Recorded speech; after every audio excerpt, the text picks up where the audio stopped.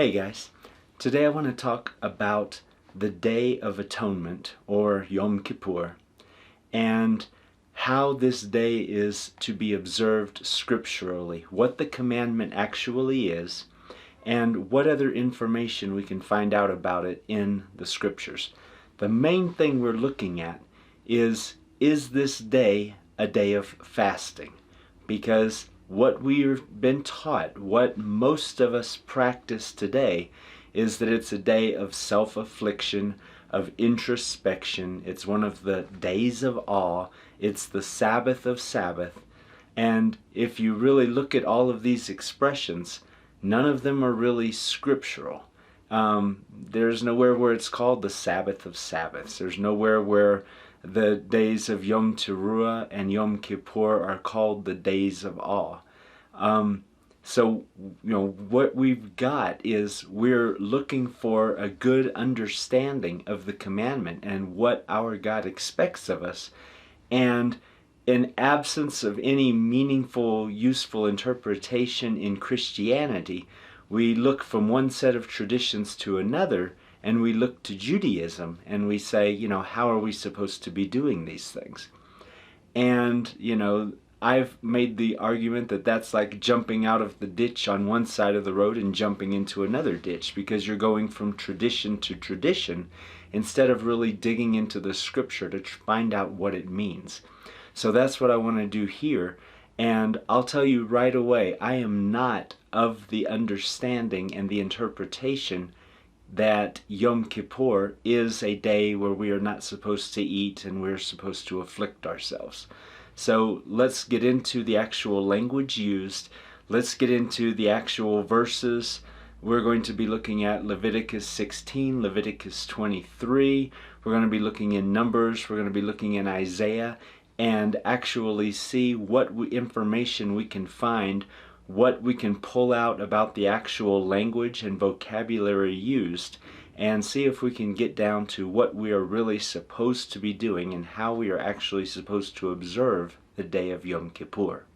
For starters, we've got 3 different places in the law, in the books of Moses, where he wrote about how we are supposed to observe this command. So it appears 3 different times with different emphasis in each place, depending on who his audience is and when he's writing these, as to what this day is supposed to look like. So let's start off in Numbers 29, verse 7, and here's what it says. Then on the 10th day of the 7th month you shall have a holy convocation, and you shall humble yourselves. You shall not do any work. You shall present a burnt offering to Yahweh as a soothing aroma, 1 bull, 1 ram, 7 male lambs, 1 year old, having them without defect, and their grain offering, fine flour mixed with oil, 3/10 of an ephah of the bull, 2/10 of 1 ram, 1/10 for each of the 7 lambs, 1 male goat for a sin offering, besides the sin offering of atonement, and the continual burnt offering of its grain offering, and their drink offerings. So here we have a lot more emphasis being placed on the actual offering, the sacrifice that's supposed to be made on this day. But what we find for, what we can do today and what you and I are supposed to be doing in 2017, in absence of the ability to, have our priests make this offering, this is what we've got. It says, in this day you are to humble yourselves. You are not to do any work. And we're going to see that that's a common theme throughout all of these mentions of this day. So next, let's go to Leviticus 16 and verse 29. This shall be a permanent statute for you. In the 7th month, on the 10th day of the month, you shall humble your souls and not do any work, whether the native or the alien who sojourns among you. For it is on this day that atonement shall be made for you to cleanse you. You will be clean from all your sins before Yahweh. It is to be a Sabbath of solemn rest for you, and you may humble your souls. It is a permanent statute. So the priest who is anointed and ordained to serve as priest in the Father's place shall make atonement. He shall thus put on the linen garments, the holy garments, and make atonement for the holy sanctuary. And he shall make atonement for the tent of meeting and for the altar.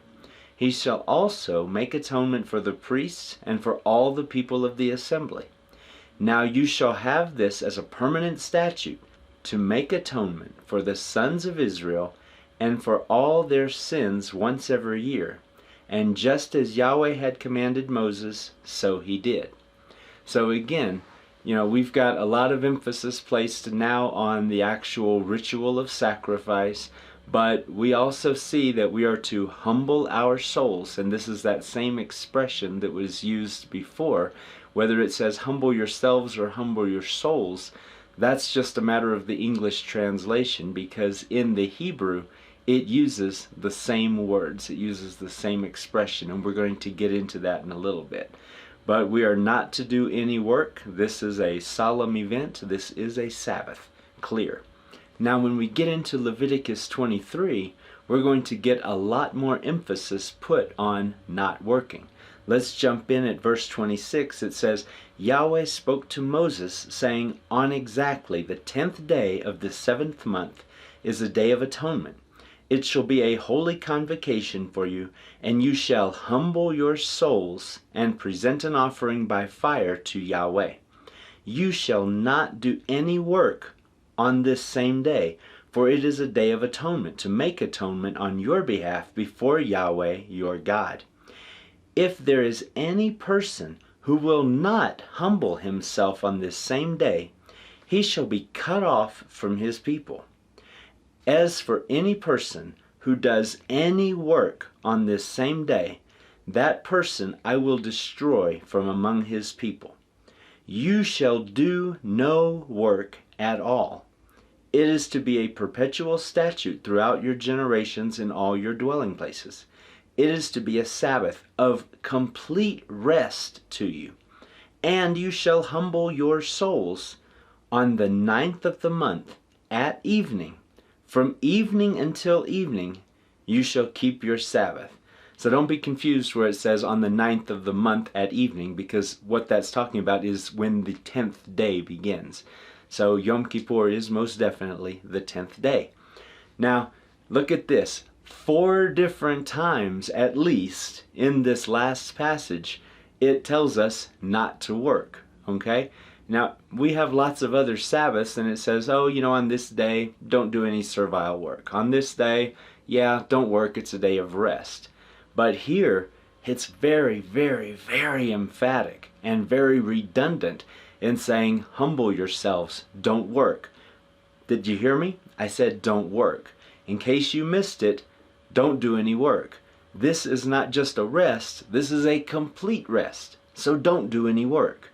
Oh, and if you happen to do any work, I will cut you off from among my people. You will not be a part of us anymore. So don't do any work.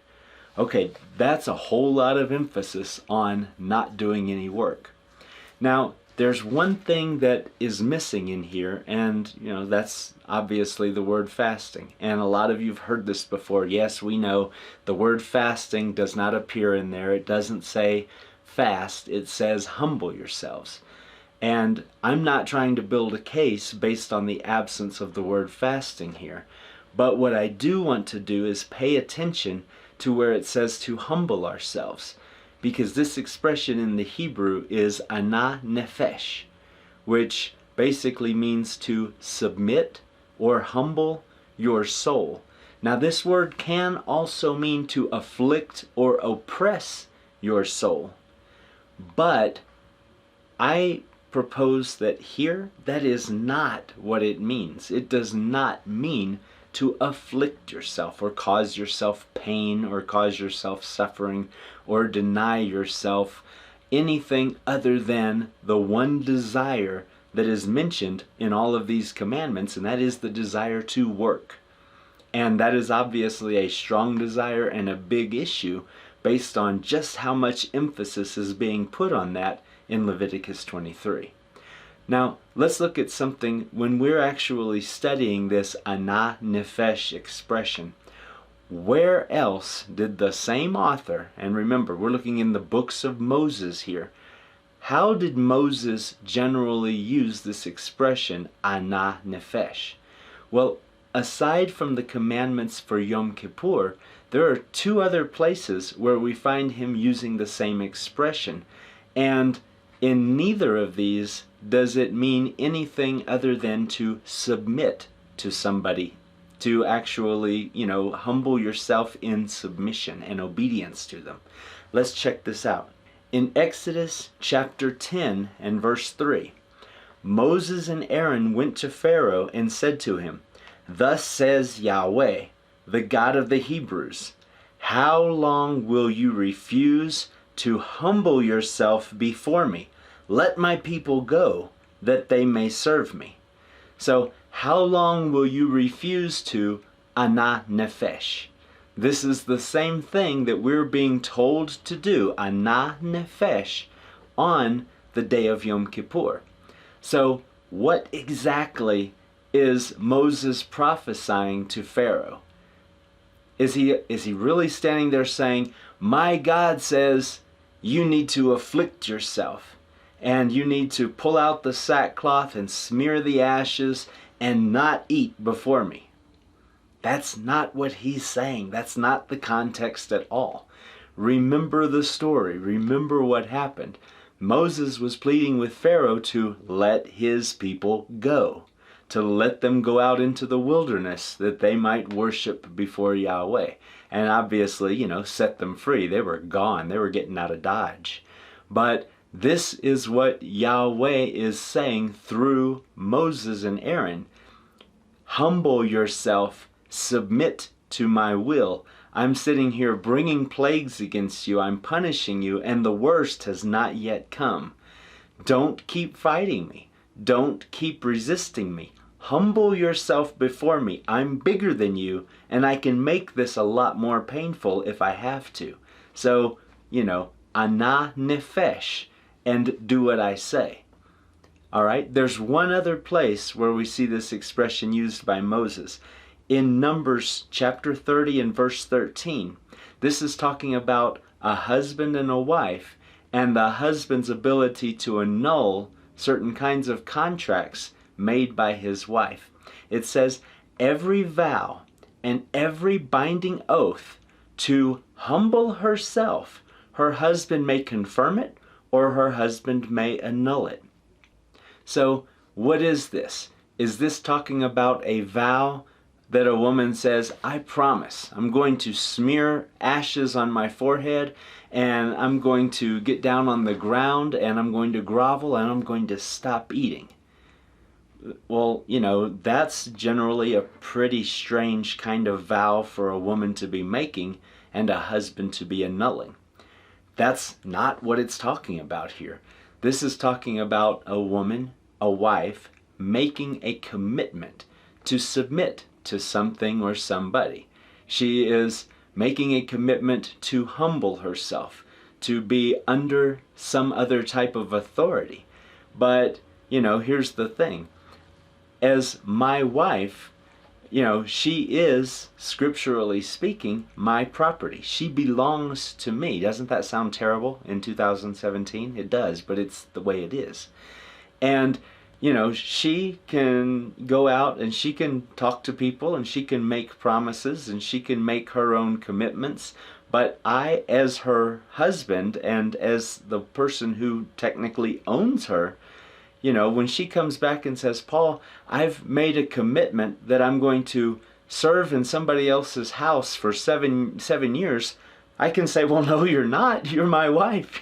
You're not going to serve in anybody else's house but mine," and I can annul that contract immediately. And, this is what it's talking about here. She has made a vow to submit herself to ana nefesh. And I therefore have the right, upon hearing it, not later, not after 3 days of contemplation, I can immediately say, no, this is the first I'm hearing about it, and this will be the last, baby. That's not going to happen. But, again, when we're trying to understand in the commandment for Yom Kippur, what does ana nefesh mean?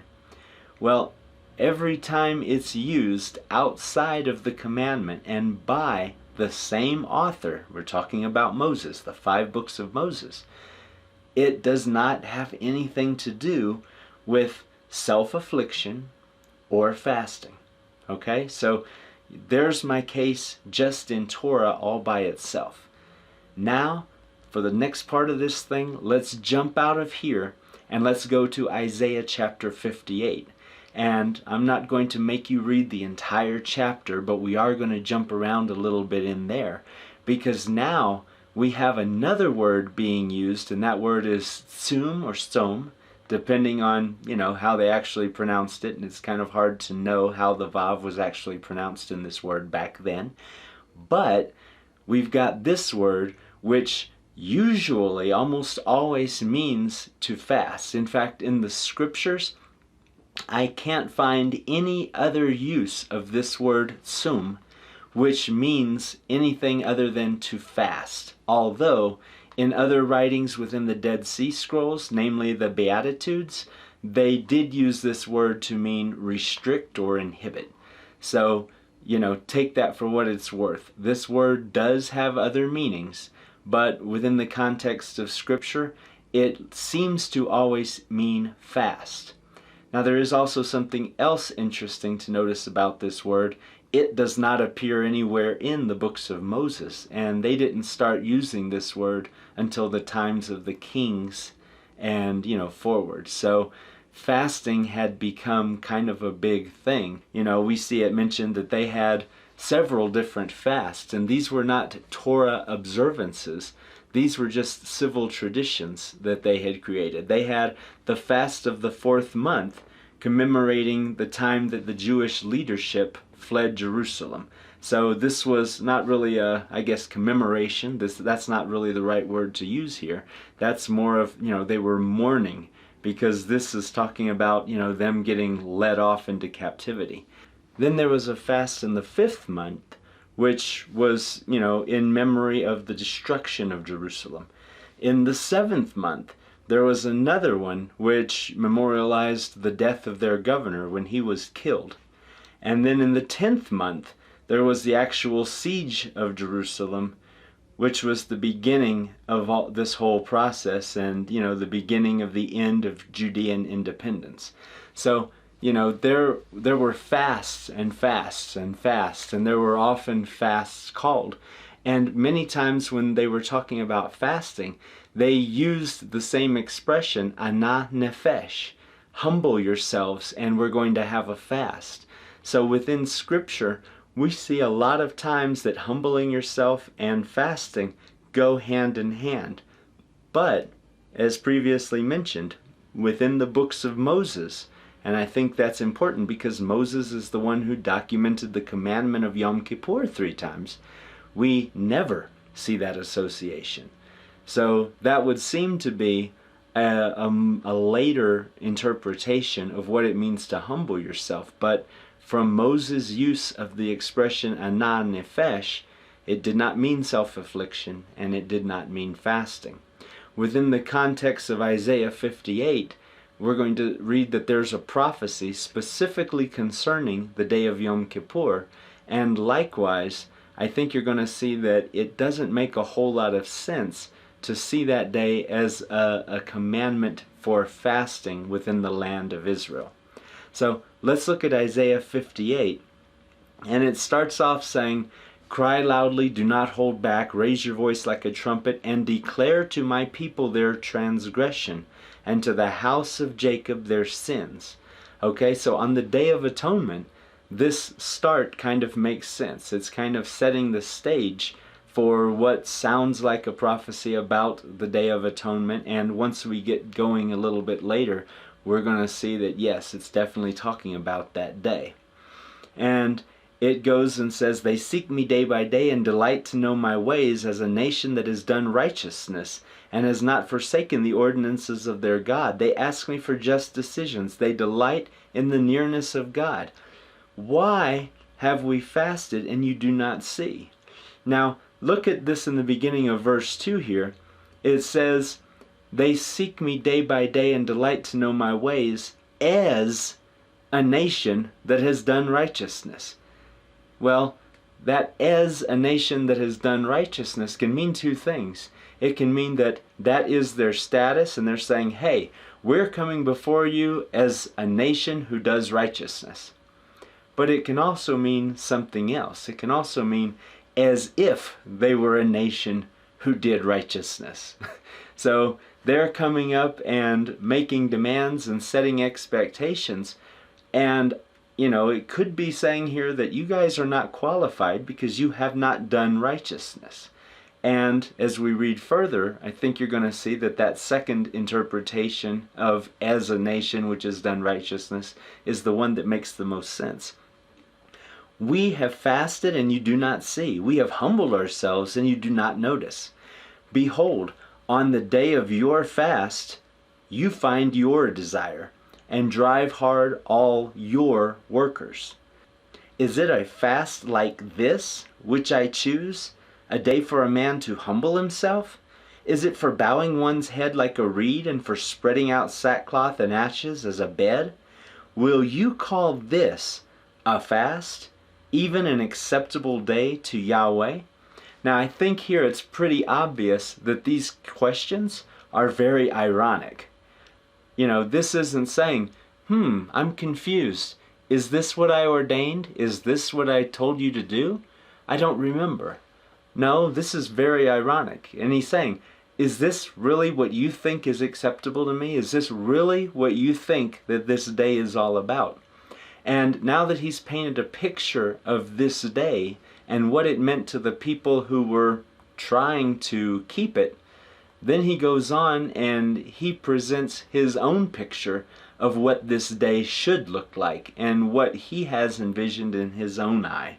Starting in verse 6, he says, Is this not the fast which I choose? To loosen the bonds of wickedness, to undo the bands of the yoke, and to let the oppressed go free, and break every yoke? Is it not to divide your bread with the hungry, and bring the homeless poor into the house? When you see the naked, to cover him, and not to hide yourself from your own flesh? Now, let's stop and think about this.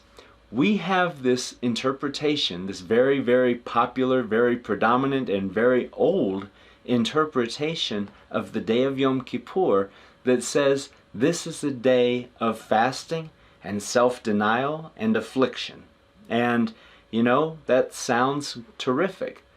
But when we get to Isaiah 58, and our God, through prophecy, is sitting here telling us what he envisions on this day, it really kind of creates a dilemma for us, because we know that within the Holy Land, within the Promised Land, within the territory of his people, Torah is the law of the land. In fact, when we were reading the commandment earlier for Yom Kippur, it even specifically went into the detail and said, hey, I don't care if we're talking about the native people or if we're talking about the foreigners that are sojourning among you. Everybody needs to be doing this, okay? So that wasn't just one of those commandments that, well, if you really love me and if you're really my people and if you guys are circumcised, then you guys need to keep this day. But for everybody else who doesn't really serve me and isn't really my people, but they just kind of happen to be in the land traveling or working or trading, those guys can do whatever they want. No, we have specific instruction that within the land, within our territory, everybody keeps Yom Kippur. So then, how is it that on this day, if in fact it is supposed to be a day of, affliction and, kind of like mourning almost, right? And fasting, how is it that we are then commanded to divide our bread with the hungry? And we're supposed to clothe the naked and house the homeless. Okay, that's really strange because that doesn't sound like affliction or fasting at all. And, let's get really technical into this language. Let's pretend for a second that it really is that way, that, well, those of us who are the elite, we are supposed to keep the day, but all the foreigners in the land, they don't have to. Okay, well, why doesn't it say to give them my bread? Why does it say that I divide my bread with them? If I divide my bread and I only give them some of it, then who's hanging on to the rest of that bread? Okay? That sounds like I'm eating the bread too. And, even in verse 10, Isaiah 58 goes on to kind of drive the point home a little further. If you give yourself to the hungry and satisfy the desire of the afflicted, then your light will rise in darkness and your gloom will become like midday. So, once again, am I really, satisfying hunger on what is supposed to be a fast? Because this sounds really strange to me. Well, let's go back to the top of this chapter and remember something that we already read. This was talking about putting a yoke on our workers. It's talking about the main thing we were doing wrong in keeping this day is we were working and we were making other people work. And the chapter starts off talking like that, and not coincidentally, it ends up talking the same way. So going down here and looking at verse 13, it says, if because of the Sabbath you turn your foot from doing your own pleasure on my holy day, and call the Sabbath a delight, the holy day of Yahweh honorable, and honor it, desisting from your own ways, from seeking your own pleasure, and speaking your own word. Well, what is this pleasure and word that I was seeking? I was seeking my own pleasure. Does that mean I was playing video games or, watching a movie? What is my own pleasure?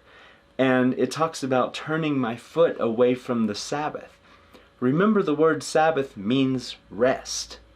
I was stepping on the Sabbath. I was treading it underfoot by working.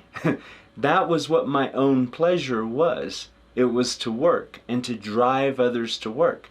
That's what the commandment talks about. That's what the beginning of Isaiah chapter 58 talks about.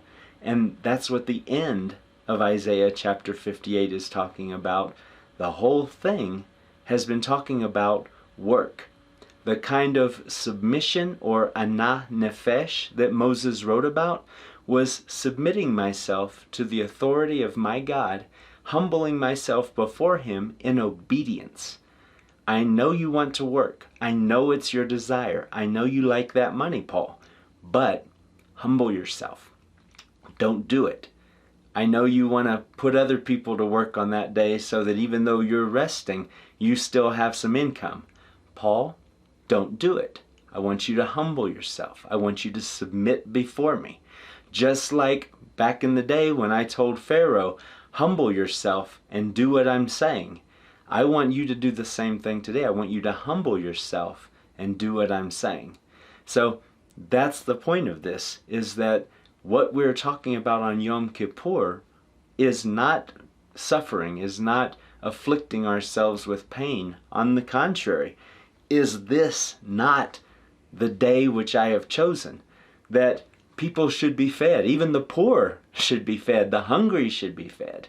The people who are already afflicted, don't just say, oh, well, hey, you're in a great place for Yom Kippur. You're already afflicted. Cool, good on you.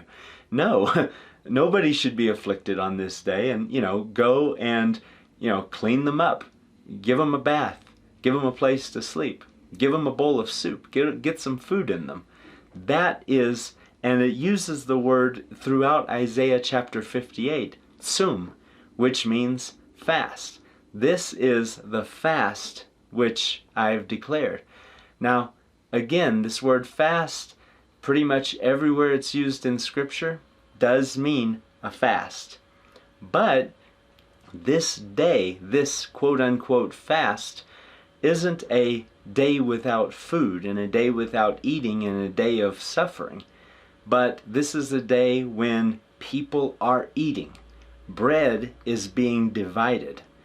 Now, I'm not saying that it's wrong to fast on this day, because there's nowhere that says you can't. I'm not saying that introspection isn't a good thing on this day. In fact, introspection is a good thing every day. we should routinely check ourselves and make sure that we're doing right, and make sure that we're keeping the commands, and make sure that we're living a life that's pleasing before Yahweh. But to go out and mandate to others that they fast and spread the sackcloth and ashes on this day, it suggests to me that we're missing the commandment. We're missing the meaning of it. We're missing what was actually planned and what our Creator had in mind when He put this day before us. And it tells us right here in Isaiah 58, this is what I want. I want you to divide your bread with those who don't have any. I want you to be taking care of one another. Remember that whole loving your neighbor thing? That's the commandment. That's what He's talking about in the prophecy in this chapter. And when we go back to Moses, it coincides perfectly with the commandment. The only thing that we were instructed to do in the commandment, in the 3 places that it's given, aside from the sacrifice which is to be made by our priest, the only other thing we were supposed to do is absolutely, positively refrain from work. Don't do it. Don't make other people do it. Don't talk about it. Don't give orders to go do it. Put the work outside of your house on this day. It's a very serious day. It's a very grave and solemn day. And we know that because no less than 4 times in one single passage in Leviticus 23, we are told emphatically and redundantly not to work. Not that we cannot eat, not that we can't sleep on a bed, not that we can't brush our teeth, not that we can't drink water. Guess what?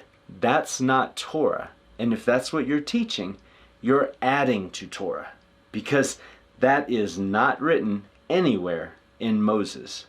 Nowhere. And when we get into Isaiah, yes, that's what they were practicing. That was their interpretation of this day. And their interpretation is not directly criticized either. However, we do see a very clear illustration separating the day that they were keeping versus the day our Creator had in mind. So check your interpretation of Yom Kippur against the prophecy of Isaiah 58 and against the commandment that Moses gave, particularly with regard to his usage of the expression ana nefesh, humble yourself. The question is what you're doing something that lines up with Moses and lines up with Isaiah? If it is, keep doing it and do it with a clear conscience and do it in faith to your God. If it's not, then maybe you want to take a moment to do what I just did yesterday. Challenge your own interpretation and, if necessary, change it to align it with the Scriptures.